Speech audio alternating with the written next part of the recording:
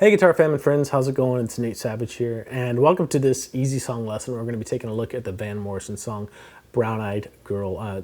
Chelsea and I were talking the other day, and it's like, oh yeah, we have that song on the Guitar Fam site, and we're like, do we? We went and looked, and it wasn't up there. We're like, oh, we have to do the song now. That needs to be up there like years ago. We couldn't believe we didn't have it, but it's here now.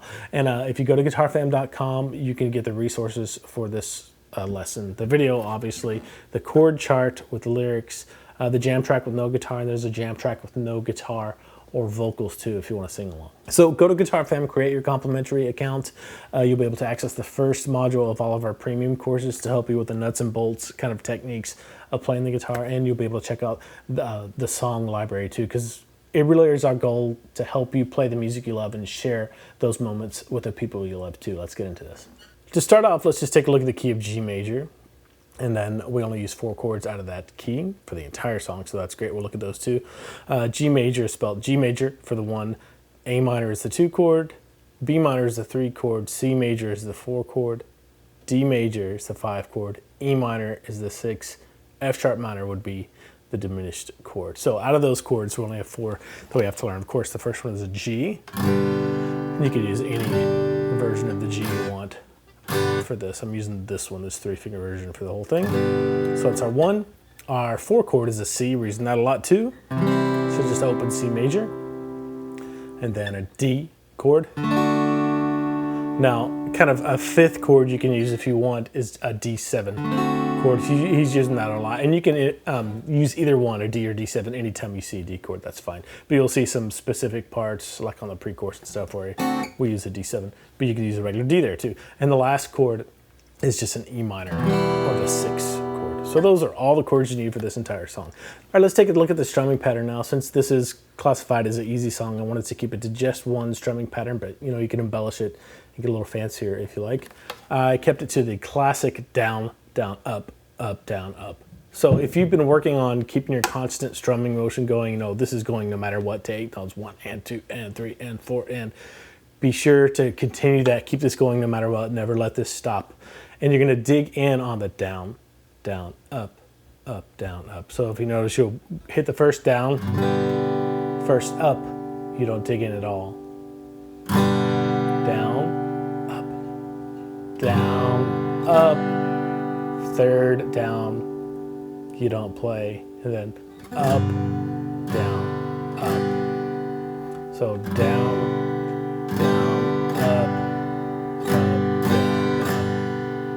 okay, and that ends up being 1, 2,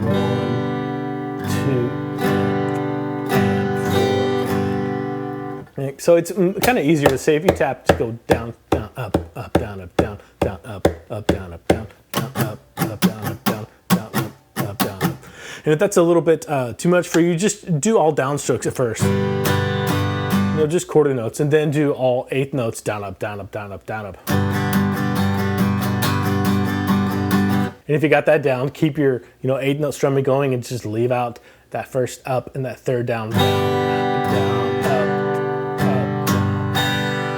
Okay, and that'll get you to where you need to be with this song. So as far as practicing for this song goes, first off, make sure you can go to all the individual chords on their own. Make sure you can go to G right away, and not having like 1 finger lag behind. And make sure you can do the same thing with the C and the D and the E minor too. Then separate that challenge. Then switch between any 2 adjacent chords that happen in the song, just 2 at a time. That'll help you isolate the problem areas. And then, you know, all sections of progressions at a time. And we'll get into those here in a minute. But break those challenges up like that, and then break the strumming up too. Just practice down, down, up, down, up, down, down, up, down, up. Make sure this hand keeps going no matter what. The grid is there, down, up, down, up, down, up, down, up, 1 and 2, 3 and 4, and without a metronome or a jam track at first. And then when you're feeling comfortable with that, then you can just put the jam track on and just strum to it.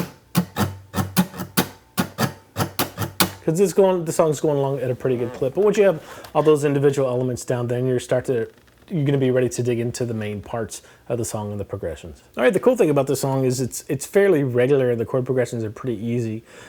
Every chord in this song gets 1 measure. So it's easy to keep track of where you are in the song. And the main progression that's probably like on 70 or 80% of this song is a 4-measure phrase. It's this right here, G for 1 measure. So you play your down, down, up, down, up.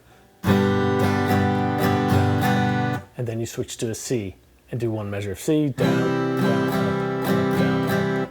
Then back to a G for 1 measure, down, down, up, down, up. And then a D for 1 measure, down, down, up, down. Same strumming pattern for each measure. That strumming pattern fits into 1 measure, so it makes things easy and symmetrical, easy to keep up with. That's the main chord progression that you want to master and get down. You'll have like 80% of this song down. So go slow at first. Probably gonna have a pause here if you're new to guitar, that's okay. Back to G. And D. And work it up to where you're comfortable with that. Then you can put a metronome on, start at like, 80 or 90 beats per minute, then work your way up to the tempo of the song, which is like 150 or 149, something like that. Anyway, that's the main progression that you need to get down first. And if you're having trouble like landing a C chord, isolate that C on its own, and then isolate the G to C change in your practice time. Anyway, the intro of the song is the main chord progression played twice. So you play that chord progression, G, C, G, D, twice.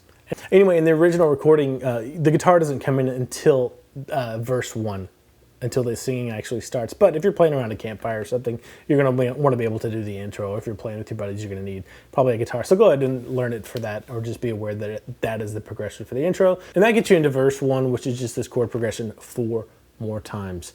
At the end of verse 1, when you have, oh, a heart's thumping you, on you, this is what I'm going to call the refrain of the song. And the chord progression changes a little bit here. Let's take a look at it. It's just C for 1 measure with your strumming pattern, D for 1 measure, G for 1 measure, then E minor for 1 measure. Okay, and that's the first half of the chord progression for the refrain, so work on getting that down, just that little chunk. And then the next 4 measures are C for 1 measure, D for 1 measure, then G for 1 measure. And then I have a D instead of an E minor this time to the progression for the refrain. Okay, so the whole refrain with you.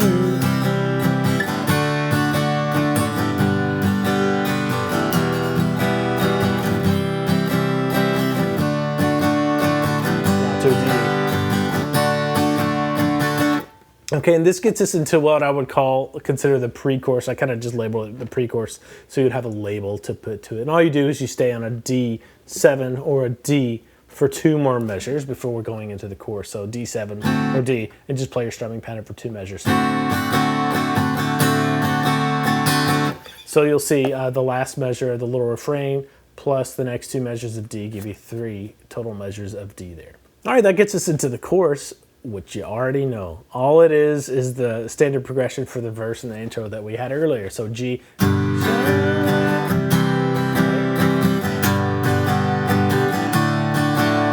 Again.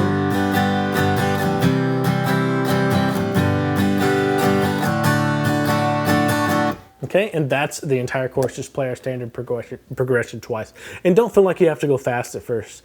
Slow it way down.